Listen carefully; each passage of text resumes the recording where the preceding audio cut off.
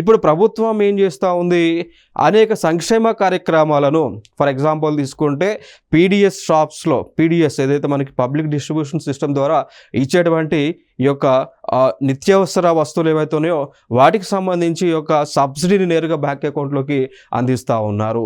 Gas cylinder ఏదైతే కొంటా ఉన్నామో దానికి సంబంధించిన సబ్సిడీ అమౌంట్ని నేరుగా బ్యాంక్ అకౌంట్లోకి డీబీటీ ద్వారా అందిస్తూ ఉన్నారు. దాంతోపాటు మనం రైతులు ఎవరైతే ఎరువులను కొనుగోలు చేస్తారో వారికి ఇచ్చేటువంటి యూరియా సబ్సిడీని కానీ నేరుగా రైతుల యొక్క ఖాతాలోకి జమ చేస్తూ ఉన్నారు. సో వాటి మొత్తానికి కూడా అవసరమైనటువంటిది ఏది ఇక్కడ చూసుకుంటే ప్రధానంగా మన యొక్క ఆధార్ కార్డ్ అనేటువంటిది యూజ్ అవుతూ ఉంది.